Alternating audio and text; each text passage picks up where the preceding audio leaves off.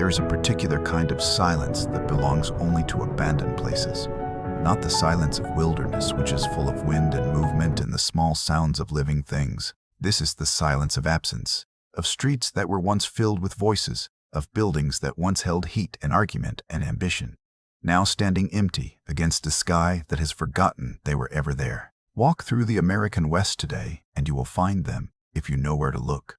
A stone foundation half buried in grass, a chimney standing alone in a field, the house it belonged to long since collapsed around it, a grid of streets that someone surveyed and named and believed in, visible now only from the air, pressed into the earth like a memory.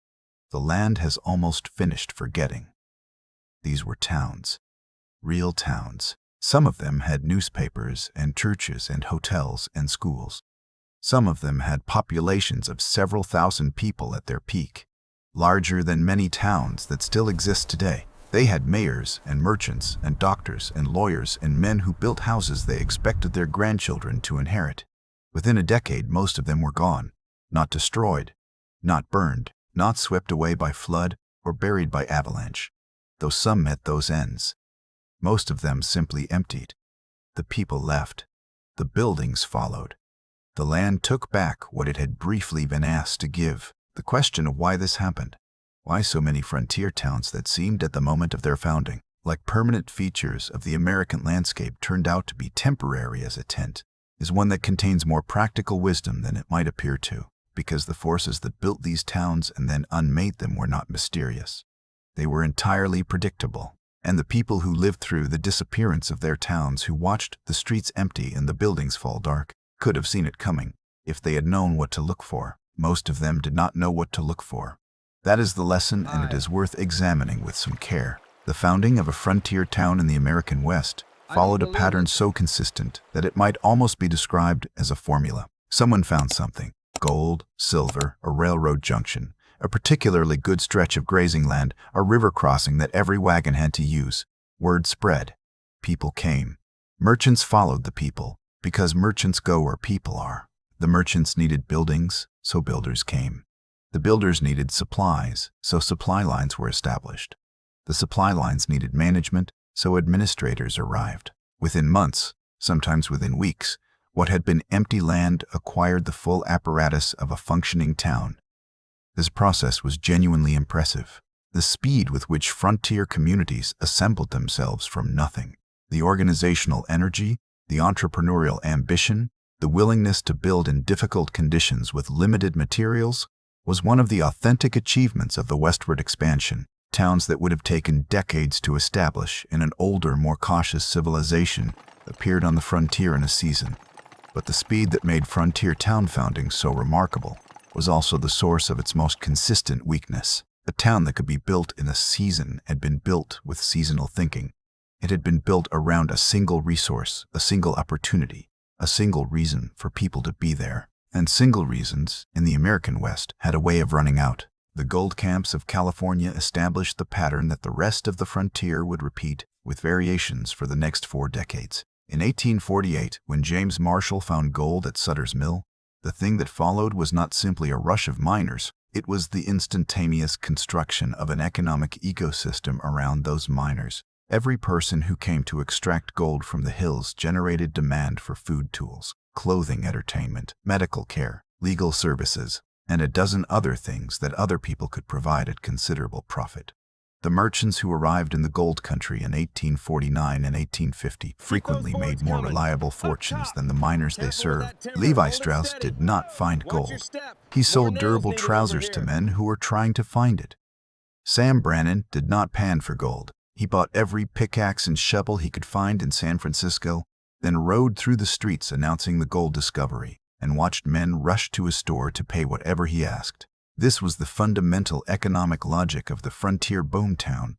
The real money was not in the resource itself, but in servicing the people who were chasing the resource. And this logic was sound as far as it went.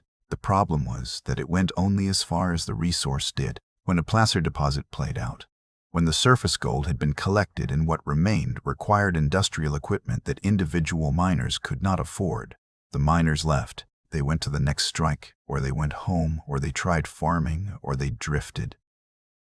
But they left. And when the miners left, the merchants who had built their businesses around serving miners found themselves serving an emptying town. And when the merchants left, the builders and administrators and lawyers and doctors found no reason to stay. And the town, which had assembled itself so rapidly and confidently around a single economic fact, disassembled itself with equal speed when that fact changed. This was not a surprise to everyone. There were people in almost every boomtown who understood from the beginning that the bonanza would not last, who built accordingly, who avoided permanent investment, who kept their assets liquid, who were prepared to move when the moment came. These people tended to do well across multiple boom cycles. They were the ones who showed up early, extracted what could be extracted, and left before the end. They were also, almost by definition, the people who could not build a lasting community, because lasting communities require people who are willing to stay, to invest, to build things that will outlive the immediate opportunity. And the frontier, with its promise of the next strike always somewhere over the next ridge, was very good at attracting people who were temperamentally unsuited to staying. There is a journal kept by a woman named Eliza Farnham, who lived through the boom and collapse of more than one California mining settlement in the early 1850s. She was a perceptive observer, and her accounts of the social texture of these communities contain a detail that is easy to overlook but important to understand. She describes a particular quality of attention in the men who populated the boomtowns. Not inattention exactly. These were often highly capable, highly energetic men who were paying close attention to many things, but the things they were paying attention to were almost exclusively the things directly in front of them. The price of gold that morning, the yield of their claim this week, the rumors about a new strike and the next drainage. They were intensely present to the immediate. They were almost entirely absent to the long term. This made a certain kind of sense. The frontier rewarded immediate action. The man who hesitated while rumors were still rumors, who waited until the news was confirmed before acting, often found that the best claims were already taken by the time he arrived. Speed of response to immediate information was genuinely valuable on the frontier, and the people who possessed it flourished. But a community is not built from immediate responses to immediate information. A community is built from commitments that extend beyond the immediate, investments in infrastructure, in institutions, in the slow accumulation of social trust that makes it possible for people to do business with each other across time. The frontier town that attracted thousands of men who were brilliant at responding to the immediate and constitutionally resistant to the long term was a town that had assembled many of the components of a community without assembling the thing itself. It looked like a town. It had the buildings and the commerce and the population density of a town. But underneath the surface activity, the social foundation that would have allowed it to persist beyond the boom was largely absent. And when the boom ended, the absence became visible very quickly. The railroad towns present a slightly different version of the same pattern, and in some ways a more instructive one, because the forces that made and unmade them were more visible and more rational than the chaotic dynamics of a gold rush. When the Transcontinental Railroad was under construction in the late 1860s, the end of track moved westward at a rate that varied from a few miles to several miles per day. At any given moment, the end of track was where the workers were. Thousands of laborers who needed to eat and sleep and be supplied and occasionally entertained. And wherever the workers were, merchants followed. These instant towns at the end of the line were called, with the honest directness that characterized much frontier nomenclature, hell on wheels.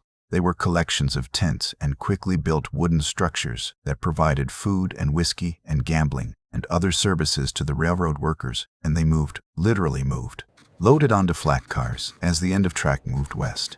They were towns that had never expected to be permanent, built by people who had never expected to stay, and they behaved accordingly. But not everyone who built at the end of track understood that the end of track was moving, or, more precisely, some people understood it intellectually while failing to act on that understanding. They built wooden structures when they should have built canvas. They made lease agreements when they should have made month-to-month arrangements. They stocked inventory that would take months to move when they should have kept their supplies lean and their commitments minimal. And when the end of track moved on and the workers followed it, these people found themselves holding fixed investments in a place that had ceased to have any economic reason to exist. Some of these towns survived. The ones that survived or the ones that found a second reason to exist after the railroad moved on. A ranching economy, a local mining operation, a position on a supply route that would remain relevant even after construction was complete. The ones that did not find a second reason simply emptied, often with a speed that shocked the people experiencing it. A town of 2,000 people could lose half its population in a month when the workers moved on.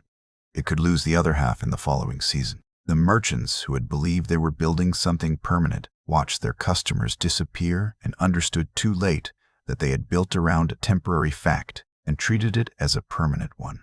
This was not stupidity. It was the particular blindness that optimism produces, the tendency to see the present as the basis for a future that will resemble it, without adequately accounting for the forces that will change it. There was a man named Joseph Wolfe who had studied the patterns of frontier town development in the years following the Civil War, and his observations, recorded in correspondence with an Eastern newspaper in the early 1870s, contain a taxonomy of failure that is worn remarkably well across a century and a half. He identified 3 distinct types of frontier town, distinguished not by their size or their location or the resource they were built around, but by the relationship between the community and the resource that had called it into being.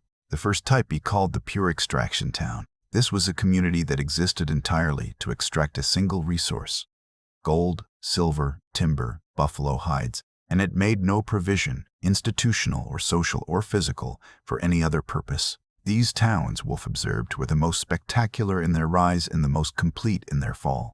They attracted the largest and most energetic populations and emptied the fastest when the resource gave out. They left behind, in most cases, nothing but ruins, because everything that had been built to serve the extraction, and when the extraction ended, nothing remained that had any other use. The second type he called the service town. This was a community that had grown up not around a resource itself, but around the act of supplying the people who were extracting resources elsewhere. These towns tended to be slightly more durable than pure extraction towns, because they served multiple extraction operations simultaneously and could survive the exhaustion of any single one as long as others continued nearby. But they were ultimately dependent on the same boom and bust cycle, simply at one remove. When the broader extraction economy contracted, the service towns contracted with it, usually more slowly but just as completely. The third type, the rarest and the only one that Wolfe believed had genuine long-term prospects, was what he called the organic town. This was a community that had grown up around a resource or an opportunity, but had, during the boom years, developed secondary and tertiary economic activities that were not dependent on the original reason for the town's existence. A mining town that had developed a significant agricultural hinterland, a railroad junction that had become a genuine regional commercial center, a cattle shipping point that had evolved into a processing and distribution hub with connections that extended well beyond the cattle trade. These towns, Wolfe argued, had a chance, not because they were immune to the boom and bust cycle, but because they had built, during the boom, something that could survive the bust. They had used the energy and the capital of the extraction years to create a more complex and resilient economic structure, one that did not depend on any single fact remaining true. The tragedy, he noted, was that this kind of development was not difficult to achieve. The resources existed during the boom years to invest in diversification.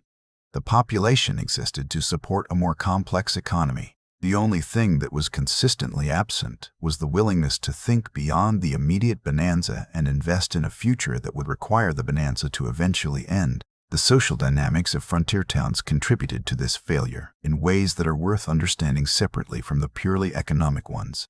A boom town attracted a specific kind of person, not exclusively but predominantly, a person who was willing to take significant risks in pursuit of significant rewards, who was comfortable with uncertainty, who was temperamentally suited to the volatility of a world where fortunes could be made and lost in a season.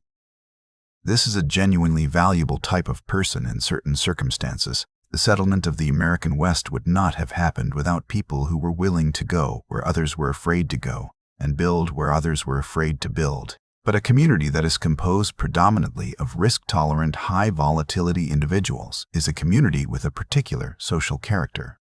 It tends toward the immediate and the transactional. Social bonds form quickly because everyone is a stranger, and strangers need to establish trust rapidly in order to do business. But they also dissolve quickly because everyone has arrived recently and no one has deep roots. And when conditions change, the same temperament that made it easy to arrive makes it easy to leave. The institutions that give communities their resilience, churches, schools, civic organizations, the slow accumulation of shared history and mutual obligation, take time to develop. They require people who have been somewhere long enough to invest in them, which requires people who believe they will be somewhere long enough to benefit from them. In a boomtown, this belief was often absent, not because people were cynical, but because the evidence suggested it might not be warranted. And so the institutions were underbuilt and the social bonds were thinner than they appeared. And when the economic basis of the community contracted, there was less holding people in place than there would have been in a community that had grown more slowly and with deeper roots.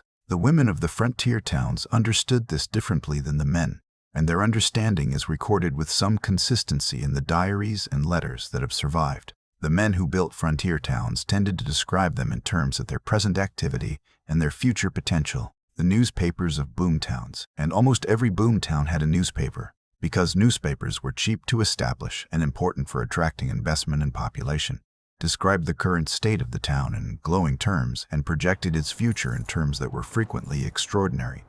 Populations of tens of thousands, commercial activity that would rival established eastern cities, a permanent metropolis rising from the raw material of the frontier. The women who lived in these same towns, whose letters' homes survive in family archives and historical collections across the West, described something rather different.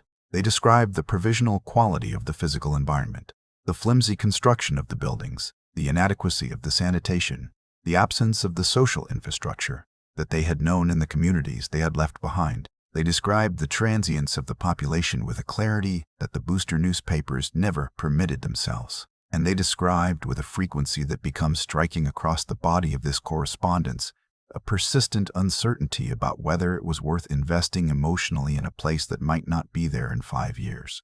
This was not pessimism. It was accurate observation. The women who wrote these letters were looking at the same evidence that the newspaper editors were looking at and reaching different conclusions. They were less invested in the narrative of inevitable progress, less committed to the belief that the present energy of the town was a reliable indicator of its future permanence. They saw the single resource, the temporary workers, the thin social bonds, and they understood in many cases better than the men around them what these things meant for the long-term prospects of the community they were being asked to call home. The tragedy in many cases was that no one was asking for their assessment. The decisions about where to invest, where to build, where to establish roots were made predominantly by the men whose optimism was at the moment of founding one of the town's most valuable assets, and later, at the moment of collapse, one of the explanations for why no one had planned adequately for it. There is a particular town in Nevada, its name is not important, because its story was repeated in dozens of variations across the Great Basin and the Sierra Nevada and the Rocky Mountains. That illustrates the complete arc of this pattern with unusual clarity.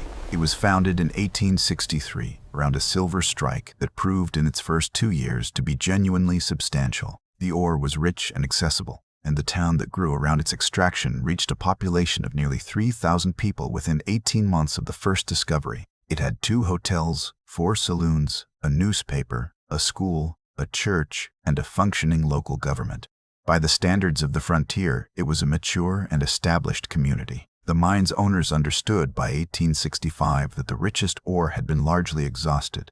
They did not advertise this understanding. They continued to sell shares in the mining operation to Eastern investors, continued to produce the newspaper's optimistic reports about the town's prospects, continued to maintain the appearances of a going concern, while quietly liquidating their own positions and making arrangements to move on. By the time the general population understood what the mine's owners had known for 2 years, the people who had made the most money from the town had already left it. What remained were the people who had believed most fully in the town's permanence, the ones who had built the most, invested the most, committed the most to a future that the people with the best information had already concluded was not coming. The school closed first, then the church, then the newspaper. The hotels converted to rooming houses as the population contracted, then to empty buildings as it contracted further. Within 4 years of the mine's effective exhaustion, the town had fewer than 200 permanent residents. Within a decade, it was effectively abandoned. The stone foundations are still there, The grid of streets, laid out with such confidence in 1863, is still faintly visible in the desert vegetation, if you know where to look. There is no marker, no memorial. The land has mostly forgotten what was briefly asked of it, and the sky, as it always has, does not care. The lesson that the frontier town offers is not primarily about economics, though the economic dimension is real and important. It is about the relationship between optimism and accuracy, between the story that a community tells about itself and the facts that will ultimately determine its fate. Every frontier town told a story about itself. The story was always the same in its essential structure. This place is different. This strike is richer. This location is more strategic. This community is more determined. The forces that have emptied other towns will not empty this one, because this one is exceptional in ways that the others were not. This story was, in almost every case, wrong, not because the towns were not exceptional in various ways. Many of them genuinely were, but because exceptionalism does not override the fundamental dynamics of a single resource economy. A gold camp with an unusually rich vein and an unusually capable population will last longer than an ordinary gold camp. It will not last forever, and the belief that it will is, the conviction that the story of this particular place will have a different ending than the story of every other place like it, is not a sign of confidence or determination. It is a sign of the particular blindness that too much investment in the current reality can produce. The people who built lasting communities on the frontier, and there were some communities that are cities today, that have population and commerce and continuity, were not the ones who believed most fervently in the exceptional destiny of their particular location. They were the ones who looked at their location honestly, identified what was genuinely durable about it, and built around that rather than around what was merely abundant in the present moment. This is a quieter kind of ambition than the boomtown variety. It does not produce the spectacular overnight growth that made the frontier newspapers so entertaining to read and so unreliable as guides to future investment. It does not attract the same quality of excited, energetic, high-risk tolerance population that filled the mining camps and the railroad towns. It produces, instead, something slower and less dramatic and considerably more permanent. The towns that lasted were the ones that were built for the long term by people who understood what the long term would require. The towns that vanished were the ones that were built for the present by people who believed the present would last. This distinction between building for what is true now and building for what will remain true is not a frontier distinction. It is a human one. The frontier simply made it visible with unusual speed and unusual clarity because the consequences of getting it wrong arrived so quickly and were so complete. There is a man named Granville Stewart who spent most of his adult life in Montana and who lived through more boom and bust cycles than most men encountered in a lifetime. He was a miner, then a rancher, then a businessman, then something like a frontier statesman, and he watched more towns appear and disappear in his vicinity than he could easily count. In his memoirs, written late in his life, he attempted to describe what distinguished the places that lasted from the places that didn't. He had thought about this question for decades, and his answer was not what the booster newspapers would have predicted. He said it was not resources. Some of the richest resource deposits in Montana had supported towns that were gone before the ore was half extracted. It was not location. Some of the most strategically placed communities in the territory had emptied within a few years of their founding. It was not population size or commercial activity or the quality of the civic institutions. It was, he said, whether the people who built the town had built it as if they intended to be buried there. He meant this almost literally. A man who builds a house expecting to die in it builds it differently than a man who builds a house expecting to sell it at the next boom. A community that buries its dead in a permanent cemetery that maintains those graves, that feels the weight of its own history accumulated in that ground.